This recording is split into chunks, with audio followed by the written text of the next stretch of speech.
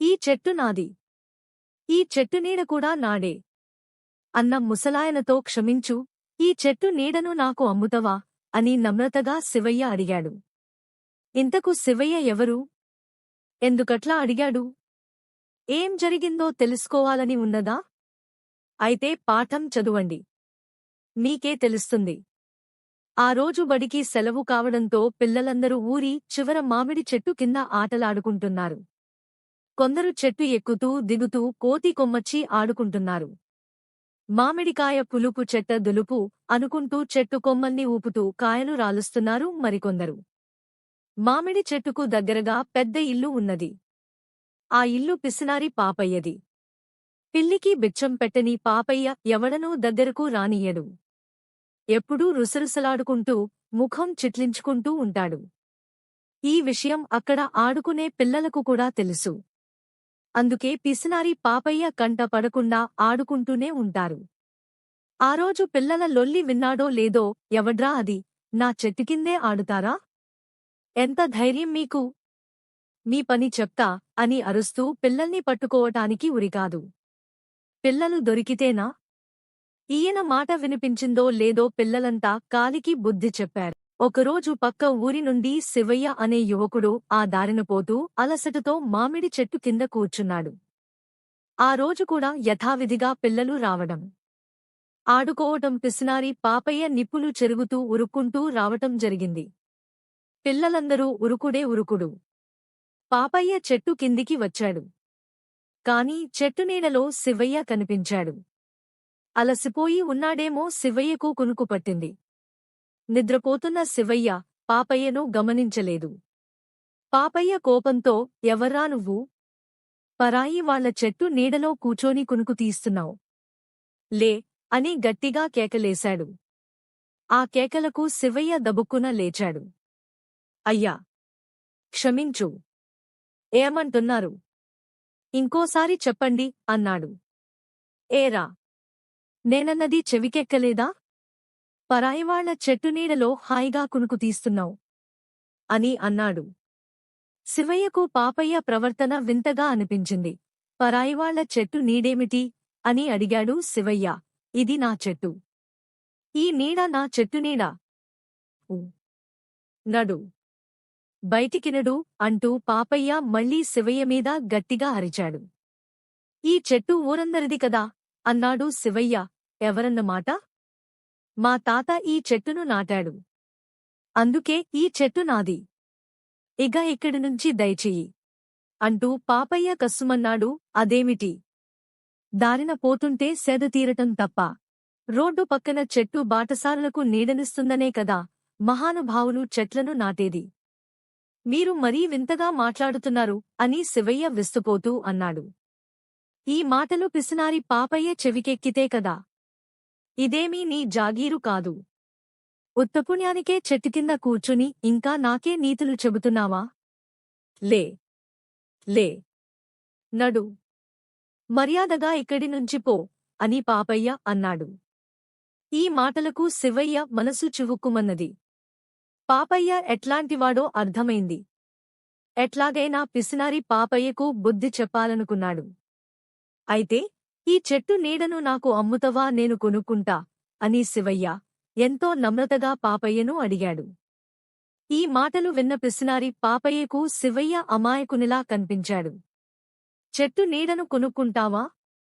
ఓ, తప్పక అమ్ముతా. ఎంత ఇస్తవు అని వస్తున్న నవ్వును లోలోపలే అణుచుకుంటూ అన్నాడు పాపయ్య. మీరే చెప్పాలి అని శివయ్య అన్నాడు. 1000 రూపాయలిస్తావా? ఈ చెట్టు నీడ నీదైపోతుంది అని పాపయ్య అన్నాడు. అమ్మో, 1000 రూపాయలే చాలా ఎక్కువ అని శివయ్య అన్నాడు. నీడంటే మాటలా? ఎంత చల్లగా హాయిగా ఉంటదో చూసినవా మరి. 1000 రూపాయలిస్తే నీడ నీదైతది, లేకుంటే లేదు. ఎంతమంది ఉన్నారో ఈ నీడను కొనుటకు అని పిసినారి పాపయ్య అన్నాడు. సరేనని శివయ్య 1000 రూపాయలు తీసి ముసలాయనకు ఇచ్చాడు. నవ్వుతూ వెళ్లి చెట్టు నీడలో పండుకున్నాడు. చెట్టు నీడను కొనుక్కునే తెలివి తక్కువవాడు కూడా ఒకడుంటడా అని తన అదృష్టానికి తానే మురిసిపోతూ ఇంట్లోకి పోయాడు పాపయ్య. కాసేపటికి సూర్యుడి దిశ మారింది. దాంతోపాటే చెట్టు నీడ కూడా జరుగసాగింది. అట్లా అట్లా ఆ నీడ ముసలాయన ఇంటి ఆవరణ వరకు జరిగింది. శివయ్య లేచి నిల్చున్నాడు. చెట్టు నీడపద్ద ఇంటి వాకిట్లకు వెళ్లి కూర్చున్నాడు. శివయ్య, ఇక్కడికి ఎందుకు వచ్చునువు?